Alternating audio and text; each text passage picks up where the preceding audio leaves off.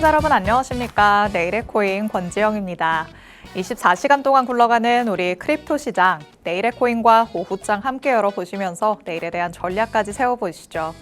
일단 우리 시장에 참여하고 있는 투자자들의 심리부터 같이 파악해 보도록 하겠습니다. 오늘도 공포 탐욕 지수 살펴볼 텐데요.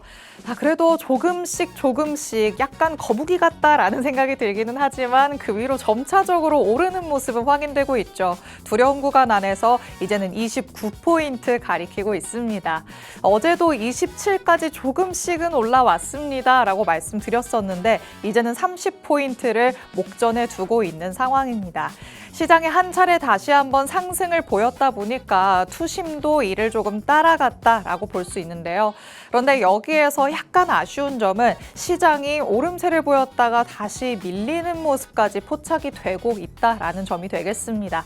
과연 투심이 진짜로 30포인트까지 넘어설 수 있을 것인지 아니면 여기서도 저항을 맞고 내려가는 모습이 나타날지 일단은 오늘이 끝날 때까지 조금 지켜봐야 될 것 같고요. 그리고 일단은 그래도 화요일에 징크스는 깨지고 있는 게 아닐까라는 생각은 듭니다. 월요일에 상승하다가 화요일부터 쭉쭉 밀리는 모습이 나타났었는데 일단 지금까지의 상황으로는 괜찮다고 볼 수 있으니까 조금 더 추이를 지켜봐야 될 것 같습니다. 자, 그럼 이어서 오늘도 온체인 데이터 두 가지 살펴보려고 합니다. 첫 번째로는 거래소 보유량 짚어볼 텐데요. 우리가 통상 거래소 보유량을 보면서 보유량이 늘어나면 우리 시장의 매도 압력이 조금 가해질 수 있습니다 라고 얘기를 하고 있죠. 이 한 주 동안의 추이를 살펴봤을 때 지난주 초반까지만 하더라도 약간 다시 오르는 모습이 나타났거든요. 그런데 이걸 이겨내고 비트코인의 가격이 꾸준히 우상향하는 모습이 나타났다 보니까 거래소 보유량은 점차적으로 내려오는 모습이 확인이 됐습니다. 그만큼 약간은 그래도 우리 시장에 대한 전망을 좋게 보면서 거래소로 넣어놨던 물량들 다시 빼냈다라고 볼 수 있겠죠. 거래소에서 물량을 덜어낸다는 건 중장기적으로 봤을 때 앞으로의 전망이 괜찮겠다라는 생각을 하면서 내 지갑으로 옮겼다는 얘기가 됩니다. 그렇다면 거래소 보유량이 줄어들면 줄어들수록 우리는 비트코인의 가격이 조금 상승할 수 있겠구나 예상을 해볼 수가 있는데 여기에서 또 약간 아쉬운 점이 눈에 들어오고 있죠. 거래소 보유량이 꾸준히 내려오다가 다시 한번 약간 고개를 드는 모습까지 포착이 되고 있고요. 이와 동시에 비트코인이 약간 밀리는 모습까지 같이 연결이 되고 있습니다. 그래도 일단 한 주 동안의 추이 안에서는 거의 저점 부근까지 내려와 있는 상황이라 이걸 이어갈 수 있을 것인지 비트코인의 가격도 이와 흐름을 같이 하면서 지금의 자리를 지켜주는지 이 여부를 한번 확인해 보시는 게 좋을 것 같습니다. 자, 그러면 다음으로는 온체인 데이터 한 가지 더 살펴보도록 하시죠. 자, 미국 내 투자자들은 어떤 심리를 가지고 있는가 우리가 코인베이스 프리미엄 지표를 통해서 한 번씩 살펴보고 있는데요. 이거는 오히려 위로 올라가면 올라갈수록 우리 시장에 도움이 된다라고 볼 수 있죠. 이게 아직까지는 조금 양수로 접어들지 못한다는 점이 아쉽기는 하지만 그래도 음수권 안에서는 최근 일주일 동안 지속적인 상승세를 보여주고 있습니다. 그만큼 미국 내 투자자들이 이전보다는 조금 더 활발하게 움직임을 가져가려고 한다라고 체크를 해볼 수가 있을 텐데 그런데 여기에서 아직 집계가 되지 않았는데 비트코인이 약간 밀릴 때 과연 이 지표가 위로 올라갈 수 있는 것인지 아니면 같이 꺾이는 모습이 나타날 것인지는 조금 더 지켜봐야 될 것 같습니다. 그리고 확실하게 이게 조금 긍정적인 데이터다라고 우리가 해석을 하려면 양수권으로 접어들어야 된다는 거 알고 있으시죠? 일단은 0 부근까지 많이 지금 올라오는 모습은 포착이 되고 있으니까요. 조금 더 살펴보시면서 이번 한 달 동안에는 6월이랑은 조금 이 분위기를 달리할 수 있을 것인지도 살펴보시는 게 좋을 것 같습니다. 자, 그럼 이제 실시간 시장 분위기도 같이 한번 파악해 보도록 하시죠. 1시간 전 대비했을 때 우리 시장 분위기 제자리 걸음하고 있다라고 볼 수 있습니다. 하지만 1시간 전 대비해서의 제자리 걸음이지 오늘 아침에 오늘의 코인 방송 통해서 확인하셨던 분들 많이 내려갔는데 라고도 생각을 하실 것 같습니다. 비트코인이 64,000도 돌파하는 모습이 나타났었지만 지금은 63,300까지 내려온 모습이 확인되고 있고요. 1시간 전 대비해서는 그래도 0.07%는 상승하는 모습 확인을 해볼 수가 있겠습니다. 그리고 이더리움도 아침에 봤었을 땐 $1,800를 드디어 넘었습니다 라고 말씀을 드렸었는데 다시 한번 밑으로 조금 내려왔죠. $1,778. 그래도 1시간 전 대비해서는 소폭이지만 오름세 나타나고 있다는 거 체크해 보시기 바랍니다. XRP도 마찬가지로 1시간 전 대비해서는 0.09% 상승하고 있고요. 솔라나 $82를 오늘 아침에 넘어섰었지만 $81까지 내려오면서 1시간 전 대비해서는 0.07%의 상승세 나타내고 있습니다. 일단 메이저 코인들이 아침보다는 약간 힘이 부족해 보이기는 하지만 그래도 크게 밀려나지는 않는다는 점에서 긍정 포인트는 잡아볼 수 있겠습니다. 과연 이 흐름을 주 후반까지 계속해서 이어갈 수 있을지, 앞으로의 전망은 어떨지 전문가님과 같이 한번 짚어보도록 하시죠. 잠시 후에 전문가님과 돌아오도록 하겠습니다. 내일의 코인 본격적으로 출발합니다.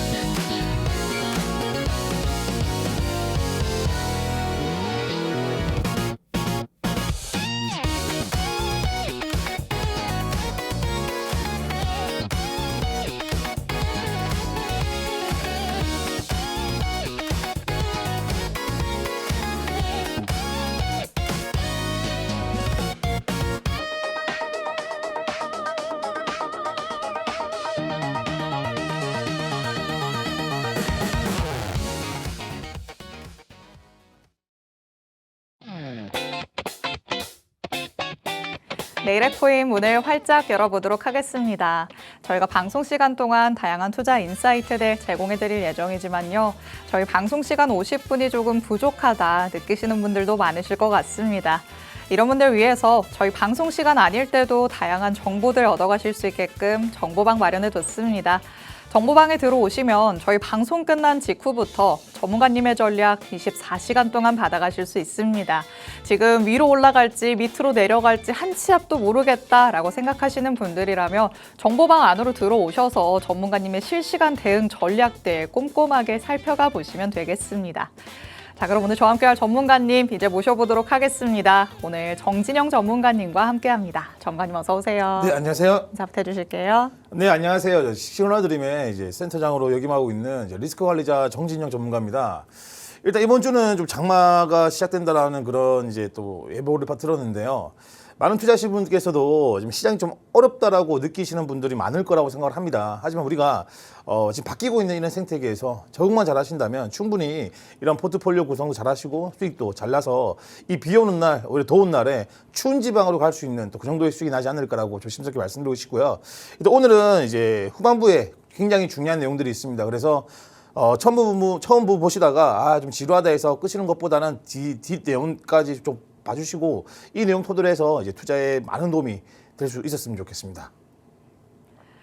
네, 말씀해 주신 것처럼 이번 주는 장마다라는 얘기가 있었는데요. 밖에 날씨를 보신 분들은 이게 장마가 맞나라는 생각이 드시죠. 비가 내렸다가 갑자기 해가 쨍쨍 비쳤다가 오락가락하는 날씨가 이어지고 있는데 우리 시장도 조금 비슷한 분위기지 않나라는 생각 듭니다. 언제는 막 내려갈 것처럼 얘기를 하더니 이제는 또 제자리를 잘 지켜주는 모습들이 확인되고 있고요. 그렇다고 해서 앞으로가 괜찮을 것이냐? 그거는 또 아니다. 이런 얘기들도 지속적으로 나오고 있습니다.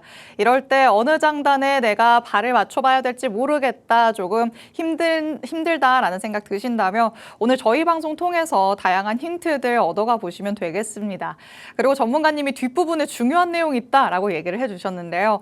전문가님이 항상 방송 말미에 전문가님이 만들어두신 CPT 지표를 통해서 어떤 코인이 한 주 동안 올라갈 것인가 같이 찾아주고 있으시거든요. 지난 방송 보셨던 분들은 그때 얘기했었던 코인 어떻게 됐나 궁금하다. 이 생각부터 하실 것 같은데 같이 한번 짚어보도록 하겠습니다. 자, 지난 방송에서 전문가님이 이제 지표를 통해서 원탑으로, 원픽으로 꼽아주셨던 게 피스 네트워크였잖아요. 네, 맞습니다. 그런데 와, 피스 네트워크 한 주 동안 너무 많이 올랐네요. 네, 이것도 뭐 나가자마자 갑작스럽게 이렇게 좀 올라가는 모습이 나와서 몰카인가도 생각 좀 했었거든요. 근데 일단 우리가 중요한 게 뭐냐면은 이렇게 수익을 낼 수 있었던 이유가 일단 순환매적인 생태계 순환매 이런 그 장단을 잘 맞췄다라고 생각되는 부분이고요. 그리고 지금 같은 경우는 뭐 다들 아시겠지만 제가 또 4주 연속으로 수익을 좀 냈습니다. 근데 그게 제가 뭐 실력이 좋았다 이것보다는 아무래도 우리가 분석을 했을 때 어떤 포트폴리오 구성을 하고 어떻게 코인 시장을 바라보는지가 좀 이게 핵심이었다라고 말씀을 좀 드리고 싶습니다. 그러면 피스 네트워크는 우리가 얘기를 했었던 그 지점에서부터 정확히 어떤 무빙 보여줬을까요? 일단 피스 네트워크는 사실 아쉬웠던 게 뭐였냐면 이제 2차 매수까지 좀 밀렸다가 올라갔으면 조금 더 비중이 크게 수익을 냈을 거라 생각하는 부분인데 일단 1차적인 매수에서 바로 상승이 나버렸어요. 어제 같은 경우는 70원 또 넘는 모습을 좀 보여줬는데 아무래도 제가 그때 말씀드렸던 게 어떤 거였냐면 솔라나 생태계들이 움직임이 심상치가 않다라고 말씀 좀 드렸잖아요.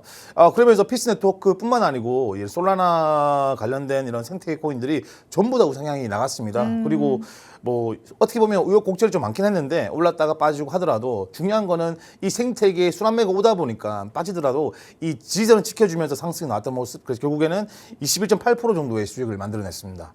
좋습니다. 전문가님이 뭐 내 실력이 좋았다기보다는 어느 정도 시장의 운과 같이 맞아 떨어진 거다라고 얘기를 해주셨는데 그마저도 실력이다라고 말씀을 해드리고 싶습니다. 이거를 발굴해낼 수 있는 전문가님의 지표, 전문가님이 정말 다양한 것들을 아울러서 점수화시킬 수 있도록 직접 만들어두신 지표입니다. 그렇기 때문에 이 지표를 통해서 어떤 코인이 점수가 좋았나 같이 체크를 해볼 수가 있었고요. 그리고 넓은 시장 안에서 시야를 좁힐 수 있었던 건 결국에는 전문가님이 바라보시기에 지금 시장의 대세는 솔라나 생태계 코인이다라는 결론이 있었기 때문에 그 안에서 지표를 통해 찾아볼 수 있었던 거죠. 다 전문가님의 다양한 인사이트들이 맞물려서 나온 결과다라고 해석을 해볼 수가 있겠습니다. 방송 통해 보신 분들 그리고 정보방 안에 들어오셔서 전략들 받아가신 분들이라면 한 주 동안 이 피스 네트워크로 20% 넘는 수익 받아가셨을 것 같은데요. 오늘도 전문가님이 마찬가지로 지표 통해서 어떤 코인이 유망할 것인지 같이 찾아주실 예정입니다. 방송 끝까지 함께 하시면서 오늘은 어떤 코인이 나올지 두 눈으로 확인해 보시면 되겠습니다.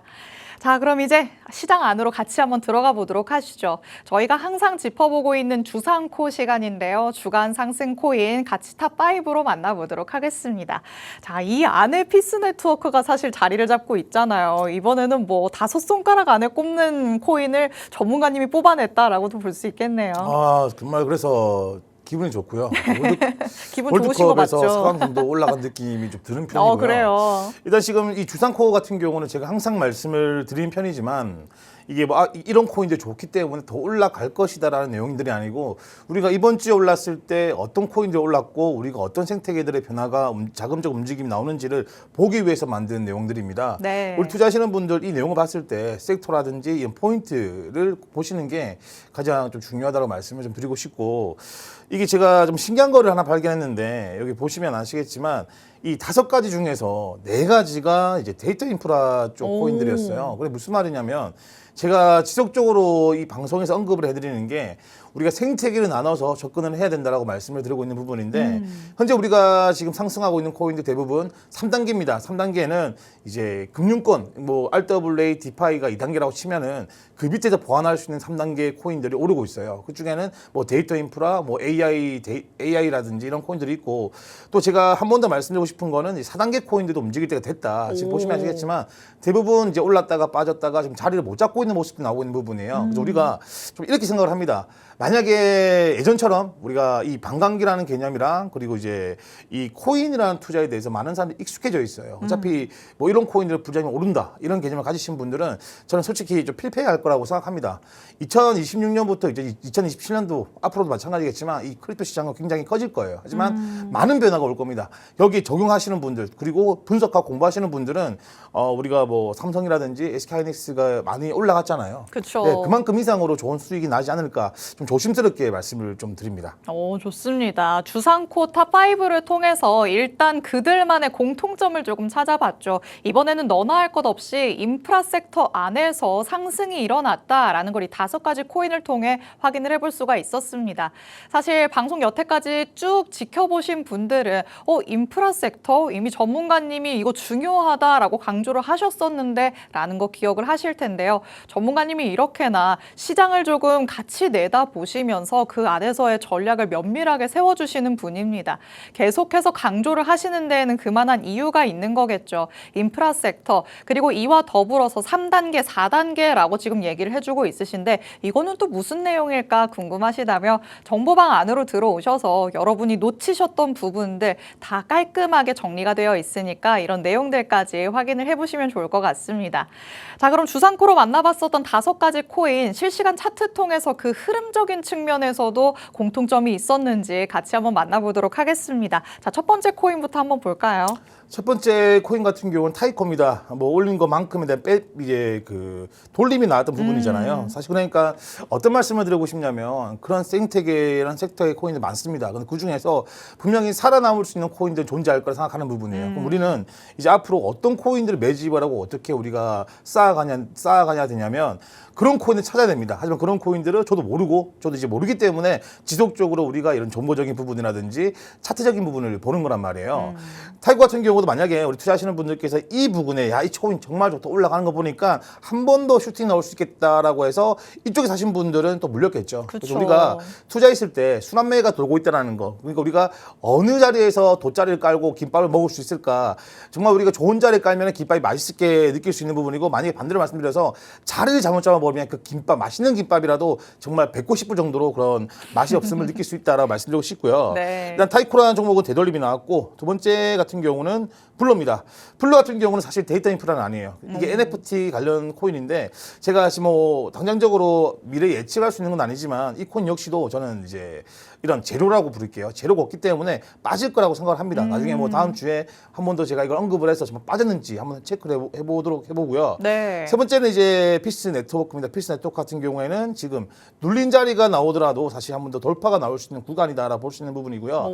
여기 보시면 아시겠지만 많은 매물대들이 사고 팔고 있다는 거는 여기서 많은 싸움이 일어났다는 부분이고 그만큼 이게 매수와 매도의 싸움이 벌어졌기 때문에 결국엔 올라갔잖아요. 그럼 이쪽에는 강한 강한 지지선이 됩니다. 그래서 이 코인 역시도 우리가 유심히 좀 봐야 된다라고 말씀을 좀 드리고 싶고요. 네 번째 코인 모두나입니다. 이것도 역시 보시면 아시겠지만 현재 강하게 상승을 줬어요. 근데 이게 이 코인이 조정되겠다라기보다는 현재 단기선을 4시간 보기네요. 일봉 바꾸겠습니다. 일단 지금도 이거 일본 같은 경우에도 지금은 이제 5일선을 타가지고 상승하는 움직임이 나오고 있는 부분이잖아요. 네. 이렇게 우리가 앞으로 이런 지표적으로 이런 코인들 되돌림이 나오더라도 그 지지선을 지키면서 그 생태계에서 정말 좀 어떻게 보면은 무거운 친구들이라 부를게요. 무거운 친구들이 우리가 선택을 해야 된다고 말씀드리고 싶고요. 이거는 저번 주에 제가 또 급등 코인 주상코에서 말씀드렸던 코인들인데 네. 보시면 이게 그겁니다. 디피니티브. 근데 100% 이상 수익이 났잖아요.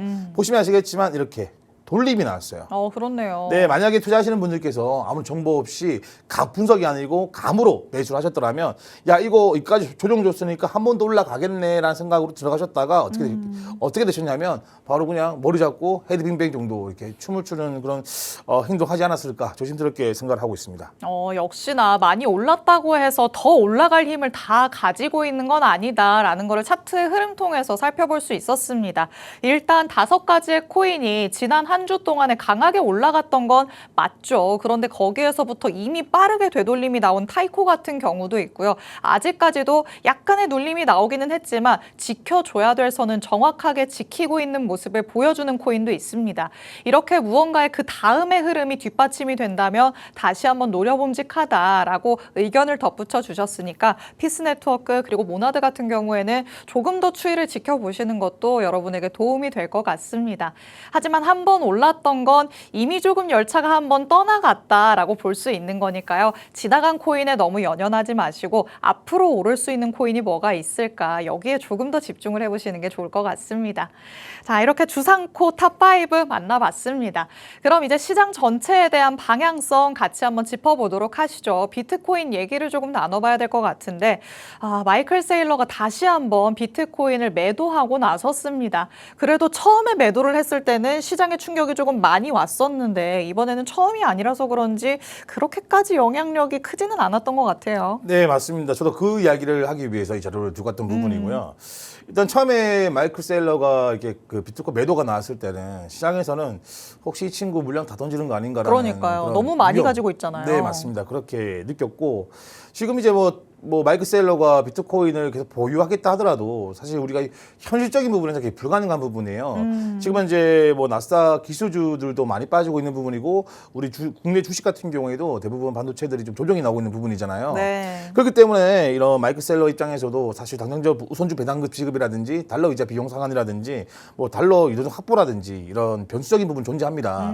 그래서 이런 것 때문에 이제 매도가 나올 수 없는 부분이고 시장은 받아들였다. 어차피 너희가 팔더라도 우리 사겠다라는 분들 사는 거고 또 빠진 분들은 뭐 이게 또 빠질 거라고 보시는 분들은 빠진다 이렇게 생각하실 것 같은데 제가 말씀드리고 싶은 건 그런 거예요. 그러니까 우리가 이 시장 투자 시장이라는 거는요. 이런 단순한 이유 때문에 강하게 빠지고 올라가는 것도 많지만 결국에는 그 단순하게 생각해서 우리가 단순하게 움직인다면 결국에는 손실을 봅니다. 무슨 말 하고 싶냐면 야 마이클 셀러가 팔았기 때문에 비트코인 더 많이 가겠네. 또 많이 떨어지겠네. 이런 생각이 아니라는 거예요. 그러니까 시장이 어떻게 변화하고 어떻게 받아들이는지를 분석하는 게 중요한 내용이다라고 말씀을 좀 드리고 싶고요. 네. 개인적으로 이제 이런 트레저리 기업들이죠. 우리가 이제 기업들이 현금을 보유하고 있는 게 아니고 비트코인으로 담보를 이렇게 돈을 들고 있는 기업들을 트레저리 기업들이라 말하는 부분들인데 저는 사실 이런 트레저리 기업들이 조금씩 좀 비중이 좀 낮아졌으면 좋겠다. 그리고 마이클 셀러라는 사람처럼 극단적인 비트코인 친주의자 같은 경우에는 굉장히 좋지 않다라고 생각해요, 시장에서. 지금은 사실 좀 잘 시장이 잘 변화하고 있다라는 느낌을 받고 있는 부분이고요. 네. 제가 이거 보시면 말씀드릴게요. 지금 비트코인이 사실 뭐 강하게 상승하기 힘든 구조를 말씀드렸어요. 그러니까 많은 사람들이 비트코인이 올라가지 않는 이유는 단순히 마이클 셀러라든지 이런 기업들이 굵직한 기업들이 뭐 지속적으로 매수를 하지 않았기 때문에라고 생각하시는 분 계실 거고 그리고 뭐 비트코인 자체가 뭐 어떤 뭐 부정적으로 보시는 분들은 원래 이거는 되지 않는다라고 생각하시는 분 계실 거예요. 근데 우리가 구체적으로 봤을 때 저는 이렇게 생각을 합니다. 어떤 게 있냐면 ETF 유입이에요. 그러니까 ETF라는 거는 우리가 현물 ETF도 있을 수 있는 부분이고 선물 ETF가 있을 수 있는 부분이에요. 근데 여기서 우리가 봐야 되는 부분들은 이번 연도가 역대적으로 있잖아요. 위에 매물대가 가장 큽니다. 지금까지 비트코인 시장 중에서 이번 연도 작년부터 이번 연도가 가장 매물대에 물려 계신 분이 많아요. 이게 무슨 말이냐면 사람들이 야 어차피 반감기 끝나면 올라올 거니까 내가 들고 있으면 되는 거 아니야 이런 마인드를 가지신 분이 많습니다. 그쵸. 그러면 시장에서는 기관들이 어떻게 보면 우리 서민들에게 야 너희 돈 좀 벌어 우리 돈 손해 볼 테니까 너희 탈주시켜 줄게 이런 사람들이 아니란 말이에요. 이걸 이용을 합니다. 그렇기 때문에 그 많은 매물대를 쉽게 뚫을 수가 없어요.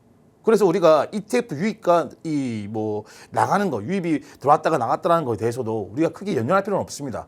그 두 번째는 아까 말씀드렸던 트레저리 기업들이 이제 이 글로벌 시장에서 자금들이 지금 현재 다시 좀 빠져나가는 느낌이잖아요. 네. 지금 유럽도 그렇고 일본 같은 경우는 금리 인상이 되면서 긴축이 조금씩 만들어지고 있는 상태인데 그렇다 보니까 매수 엔진이 부족한 부분이고 트레저리 채널 같은 경우에도 당연히 이제 뭐 기업들이 좀 힘들어지니까 뭐 안 좋은 내용들 그리고 이제 이런 BTC 흐름에 대해서 긍정적으로 보던 분들도 부정적으로 바뀌고 있는 시장이다. 그리고 네 번째가 어떤 거냐면 옵션 시장 구조상 위로 튀기가 어렵습니다. 지금은 솔직히 그래요? 말씀드리면 제가 나중에도 말씀드리겠지만 전체적으로 메이저 코인들 공매도가 시작되고 있을 거라고 생각하고 있는 부분이에요. 그 이유가 뭐냐면 사실 아까 말씀드린 것처럼 매물도 털어내야 돼요. 그러니까 우리가 뭐 XRP든 솔라나든 한번 생각을 해보세요. 몇 년 전만 하더라도 그 짧은 기간 계속 하락을 하고 올라가고 계속 그 박스권에 갇히면서 그 오랜 시간을 기다렸습니다. 그리고 많은 사람들이 정말 팔자 너무 힘들다라고 했을 때 그때부터 갑작스러운 상승이 나왔단 말이에요. 시장은 그렇게 만듭니다. 그래서 많은 제가 어떤 프로그램을 본 적이 있는데 기관들은 서로 짜고 하는 게 아니라 짜고 매수가 들어간 게 아니고 이 차트라든지 움직임을 보고 야 이때쯤은 다 팔겠다라는 그 시점이 동일하다고 해요. 이제 분석가들이 이제 전문가들이 네. 그렇기 때문에 지금은 우리가 비트코인이 당장적으로 상승을 간다기보다는 조금 더 하락이 하락이 나올 수 있다. 이것도 제가 차트적으로 한번 말씀을 좀 드리도록 하겠습니다. 좋습니다. 비트코인과 관련돼서 굉장히 조금 심도 깊게 얘기를 나눠주셨는데요. 일단 비트코인을 얘기를 하다 보니까 마음이 조금 아프다라는 생각이 듭니다. 지금 시청하고 있으신 분들도 당연히 개인 투자자분들이겠죠. 그런데 아무리 개인 투자자들이 많다고 하더라도 우리 시장 자체를 크게 움직이는 건 큰 손들, 기관들이 되겠습니다. 그런 기관들이 개인들이 배를 불릴 수 있게 기회를 많이 줄까요? 전혀 아니다라는 얘기를 하고 있으신 거죠. 우리가 돈을 벌 수 있게 쉽사리 기회를 주지 않을 거니까 한 번 더 내려갈 가능성이 있다. 전문가님이 이렇게 지금 전망을 제시해 주셨습니다. 과연 차트상으로는 어떤 시그널들이 나오고 있는 건지 실시간 차트 통해서도 같이 한번 확인해 보도록 하시죠. 자, 그래도 요즘만 놓고 보면 진짜 낙관적으로 생각하시는 분들이 되게 많아지고 있잖아요. 네, 자리를 맞습니다. 좀 잘 지켜주고 있는데 전문가님은 그럼 이제 여기가 함정일 것이다라고 보시는 걸까요? 아니요, 저는 이제 방향을 보진 않습니다. 단지 우리가 유동성을 보는 편이라서 지금 상승이 나왔던 건 어저께 이제 마이크 셀러가 매도가 나왔다라는 그런 뉴스가 나온 이후에 그 네. 물량을 다 받아버렸단 말이에요. 그럼 우리 여기서 지켜볼 수 있는 거 일단 제가 차트적인 부분이나 기술적인 내용은 뺄 겁니다. 그래서 쉽게 우리 초보 투자자분들이 좀 쉽게 할 수 있는 내용을 좀 토대로 말씀드릴 거고요. 일단 우리가 지금 강하게 상승을 했다는 거 지금 거래량을 하나 거래량 지표를 하나 켜드리는데 사실 거래량들이 그렇게 크게 움직인 건 아니에요. 크게 움직인 건 아니지만 우리가 기본적으로 상승을 줬다라는 거는 저번 주 6월 달에 우리가 옵션 만기가 있었잖아요. 역대 옵션 만기였어요. 네. 제가 알기로는 한 107억 정도, 107억 달러 정도의 옵션 만기가 발생이 됐고 네. 그러면서 이제 다시 리밸런싱이 발생되고 있는 것 같아요. 그러니까 7월달 같은 경우 이번 달은 아무래도 비트코인 상승 우위를 보는 게 저는 좀 유리하다라고 보는 건데 제가 이렇게 말씀드린 이유가 뭐냐면 투자하시는 분들께서 혹여나 야 비트코인 지금 미래부장이 오는가라는 생각으로 또 아까 말씀드렸던 것처럼 현물 종목들을 아무거나 집어서 사시면은 분명히 피폐를 한다 생각을 합니다. 지금 상승은 나오겠지만 이 상승이 이 비트코인 시장에다 유동성을 빨아들이기에는 아직까지 영향력이 부족하다라고 말씀을 좀 드리고 싶은 부분이고요. 네. 제가 왜 비트코인이 이번 주에 상승이 나올 거냐라고 생각하냐면 이번 주봉 마감이 굉장히 좋게 나왔어요. 이거 보시면 아시겠지만 뭐 이거는 사실 키재기라서 다들 쉽게 볼 수 있을 까 생각을 합니다. 보시면은 같은 라인 캔들을 지켜줬던 부분이잖아요. 네. 그럼 결국에는 이 캔들 자체가 아무래도 이 유효했다. 쉽게 말하면 이제 그 영향력 발휘했다 볼 수 있는 거예요. 만약에 이 주봉이요, 이 밑에서 마감을 했더라면 추가적 하락은 나왔을 겁니다. 근데 뭐 이것뿐만 아니고 이 구간은요, 여기 보시면 2024년도 여기 굉장히 크게 한번 정쟁이 벌어졌던 자리이기 때문에 네. 쉽게 빠지지를 못한다는 거예요. 그러면은 기관들 입장에서는 조금 더 매수세를 올려가지고 한 번에 무너뜨릴 수 있습니다. 그 이유가 뭐냐면요. 테더 도미넌스를 말씀드릴게요. 우리 또 앵커님께서 말씀하신 것처럼 이 테더 도미넌스는 이제 시장이 얼만큼 테더를 들고 있냐, 현금을 들고 있냐라는 내용이지 않습니까? 사실 테더 도미넌스가 여기 보시면 아시겠지만 이렇게 이쪽에 다이버전스 보셨으면 좋겠어요. 여기 이제 RSI 지표를 좀 보셨으면 좋겠고요. 현재 이쪽 구간에서는 사실 이제 하락 다이버전스가 만들어졌잖아요. 그러면서 이게 빠졌습니다. 빠졌고, 근데 중요한 거는 6주선이죠. 예, 6MA를 지키고 있어요. 그래서 반대로 말씀드려가지고 지금 RSI가 만약에 떨어진다면 이렇게 좀 떨어지는 움직임이 나온다면요. 떨어지고 만약에 상승이 나와버리면 히든 상승 다이버전스가 만들어집니다. 이게 무슨 말이냐면 히든 상승 다이버전스는 추세가 지속된다라는 말이기 때문에 네. 테더 도미넌스가 이 6주선을 지켜버리면 추가적인 상승도 충분히 나올 수 있다.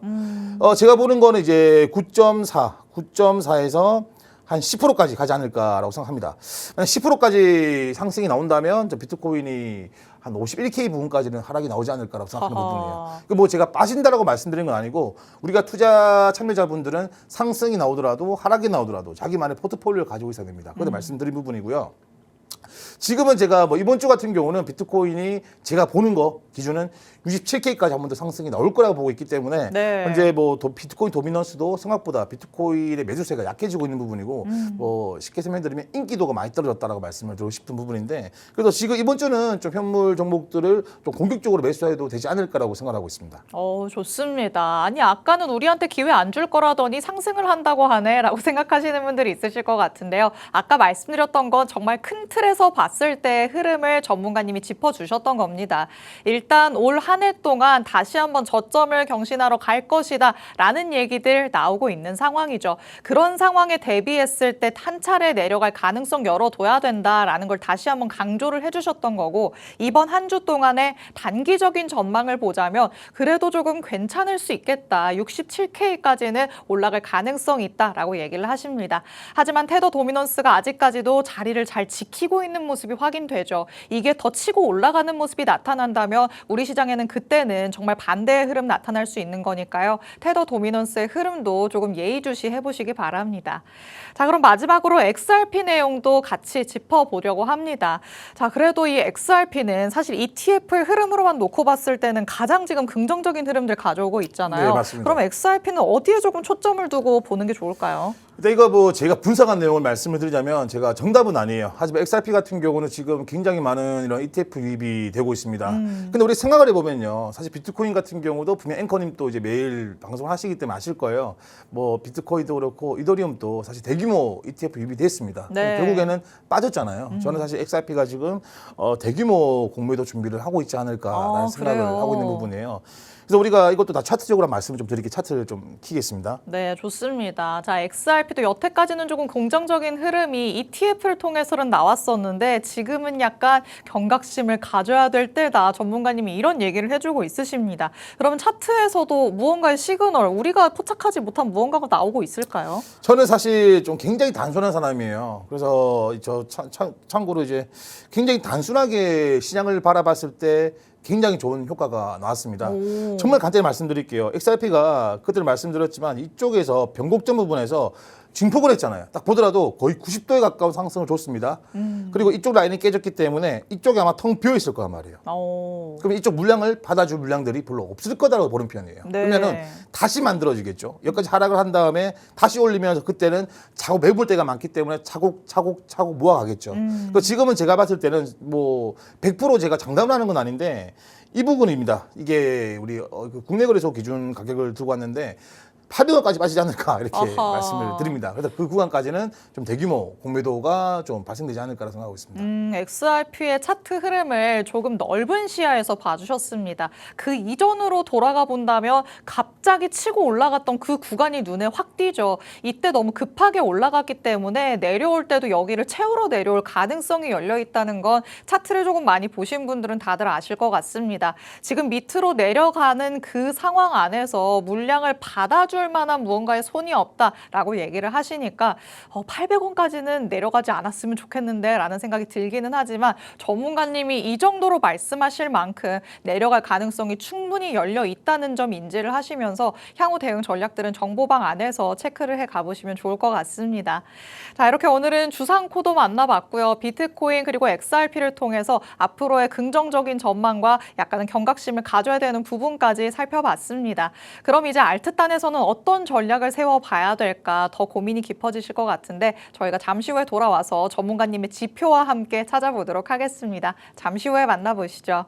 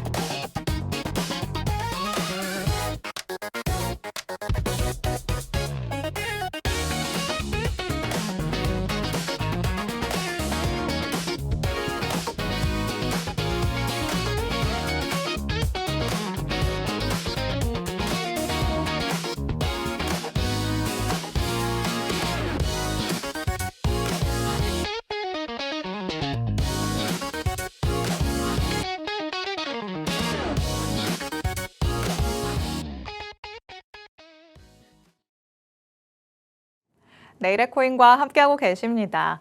지난주 방송 보셨던 분들, 전문가님이 솔라나 생태계 코인이 지금의 대세다. 그 안에서 전략들 세워보자 라고 얘기하셨던 부분이 정확하게 맞아 떨어졌다는 거 다들 기억하실 텐데요. 그래서 오늘은 전문가님의 눈을 빌려서 이번 한 주 동안에는 어디에 조금 더 집중을 해봐야 되는지, 그 안에서 어떤 코인을 조금 더 눈여겨봐야 되는지 얘기 한번 들어보도록 하겠습니다. 자, 요즘에는 조금 이 시장 안에서의 트렌드가 이전보다 훨씬 더 빠르게 조금 바뀌는 것 같아요.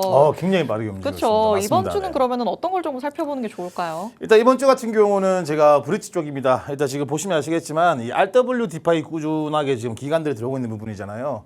그리고 지금 이 내용들을 봤을 때 많은 사람들은 이제 RWA와 이 디파이 쪽에 사야 되겠구나라고 생각하시는 분이 계실 건데 맞습니다. 틀린 건 아니에요. 어제 같은 경우도 디파이 관련 코인들이 굉장히 좋은 굉장히 좋은 수급이 들어왔습니다. 뭐 에이브라든지 그리고 뭐 컴파운드, 유니스와까지 해서 뭐 3%에서 많으면 7%까지 상승하는 모습이 나왔고요. 근데 우리가 원하는 거는 사실 그런 거대한 코인들을 사가지고 내가 5% 정도 3에서 5%를 먹으려고 코인 투자하시는 거 아니잖아요. 그럼 우리가 위에서 이걸 이제 이런 코인들이 움직이니까 다음 생태계는 어떤 건지를 분석을 해야 되는 부분이고 제가 전문가이기 때문에 전 방향을 잡아주는 사람이에요. 리딩이 아니라 방향을 먼저 잡아줘서 사람들이 투자하시는 분들이 리스크를 줄이면서 어떻게 수익을 극대화시킬 수 있는 걸 이거 만들어주는 사람이기 때문에 이쪽 같은 경우는 저는 개인적으로 다음 페이지 나오겠지만 브릿지 쪽 코인들이 좋지 않을까라고 생각하는 부분이고 그리고 핵심 뉴스 제가 간략하게 좀 찝어드리자면 이 IMF입니다. IMF가 사실 토큰화 리스크 경고를 했습니다.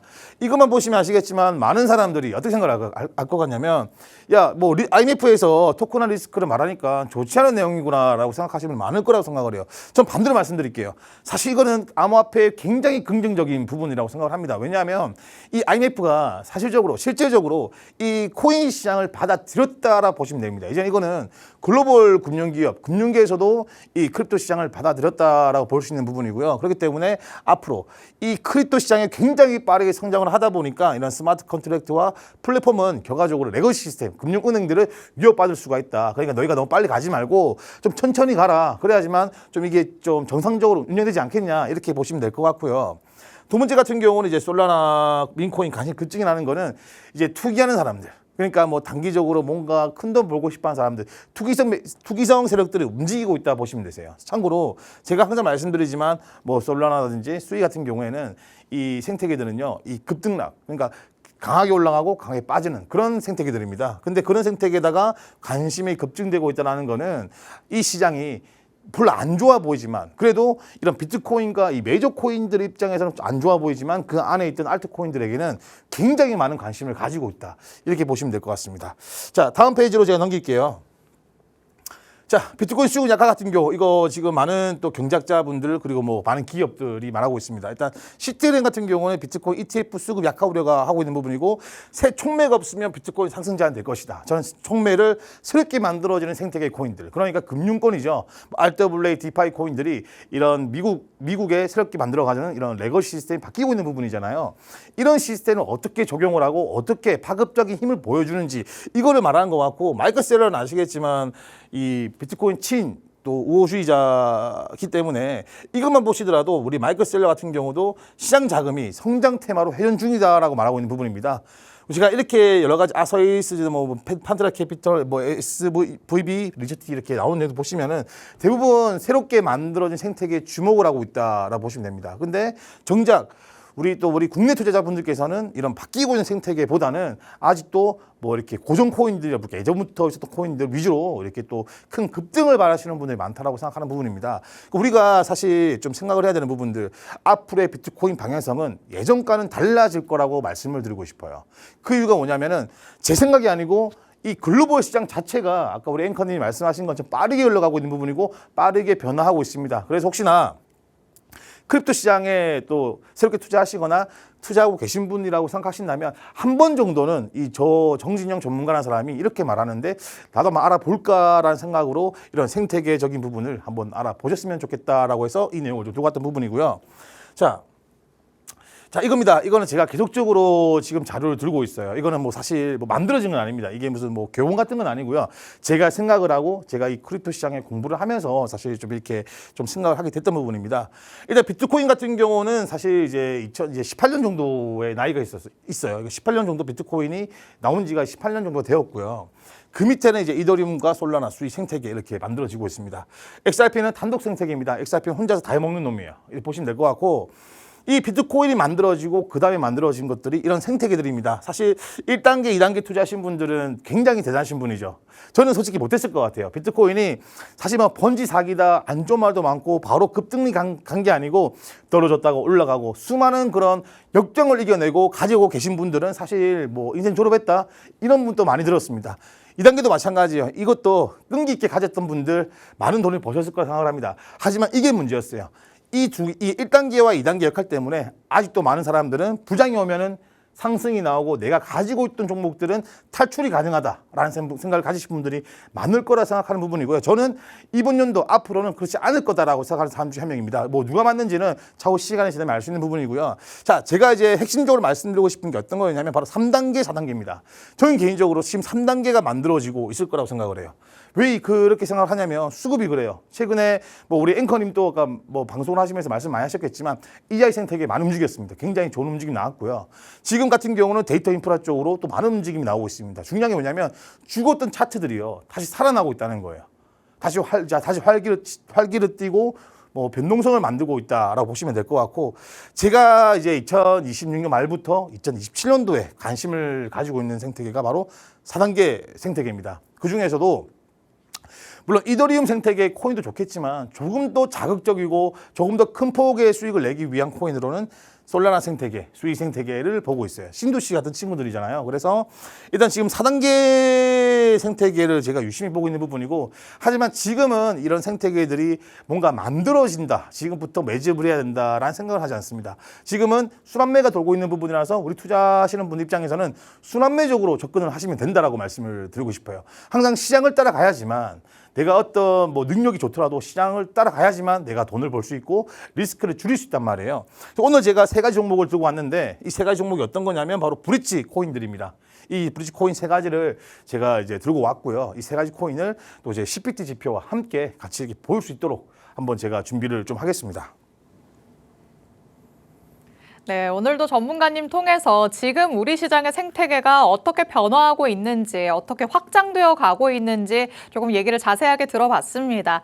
이제 예전에 메인 생태계에만 국한돼 있었던 그런 분위기에서는 확실히 달라졌다 늘 말씀해주고 있으시죠. 그래서 3단계, 4단계로 지금 뻗어나갈 준비를 해야 되고 우리도 이를 받아들여야 된다라고 얘기를 하시는데요. 무조건 3단계 안에서 순환매가 돈 다음에 내년에나 4단계로 간다는 얘기가 아닙니다. 지금은 이 3, 4단계를 통틀어서 이 안에서 순환매가 지속적으로 일어나기 때문에 그 안에서 타이밍을 누구보다 발빠르게 잡아봐야겠죠. 전문가님이 이번에는 그래도 브릿지와 관련된 코인들을 조금 살펴볼 때일 것 같다라고 얘기를 하시니까 오늘은 CPT 지표 통해서 관련된 코인들 살펴보고 이 중에 가장 유망한 코인 원탑까지 한번 뽑아보도록 하겠습니다.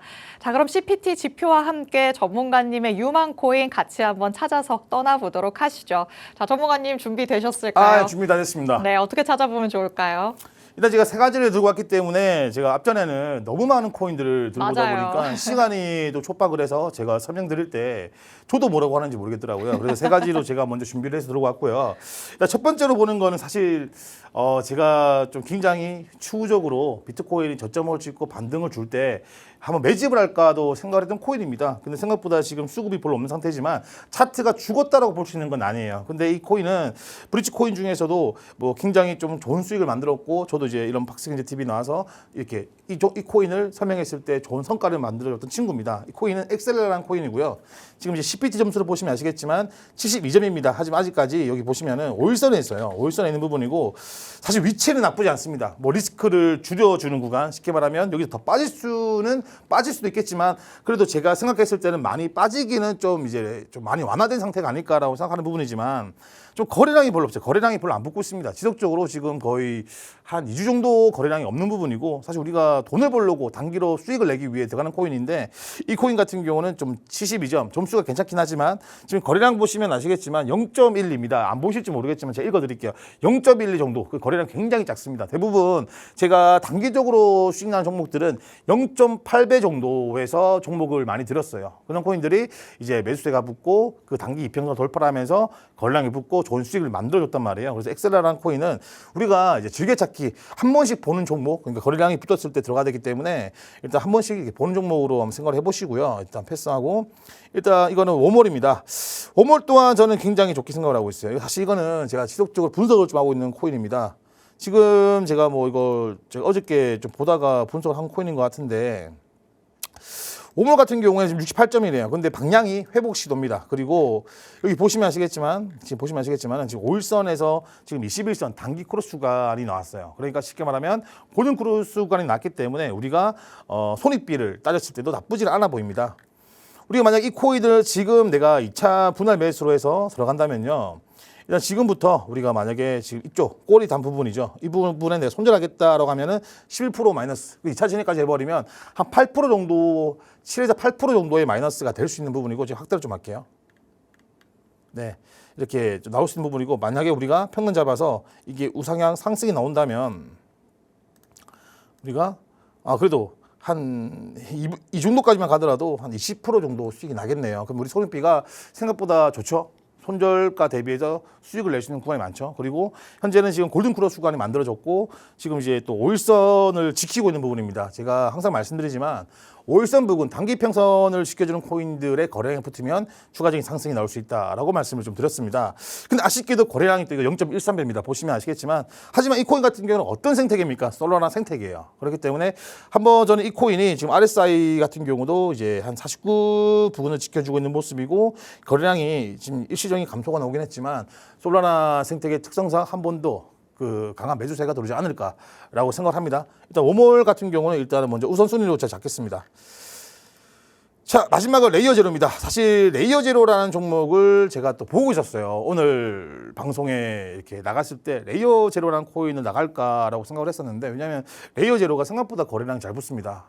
근데 이 코인이 어저께 또 크게 상승이 나왔습니다. 그래서 레이어 제로 같은 경우는 지금 들어가 버리면 눌림목에 들어갈 수도 있는 부분이잖아요. 뭐 추가적인 상승도 나올 수 있겠지만 괜히 우리가 잘못 잡았다가 뭐 저번 주에 또 상승했던 인피니처럼 크게 또 되돌림이 나올 수도 있기 때문에 이 코인은 빼겠습니다. 그러면 우리가 결과적으로 지금 68점 아까 엑셀라가 몇 점 나왔죠? 엑셀라가 72점이 나왔지만 웜홀로 가겠습니다. 일단 제가 지금 현재 제가 저번 주 방송에 말씀을 드렸지만 솔라나 생태계가 움직임이 심상치가 않다라고 느끼고 있는 부분이고 아까 제가 뉴스에도 보여드렸지만 솔라나 생태계 민코인들이 또 굉장히 좋은 거래량을 만들어내고 있는 부분이잖아요.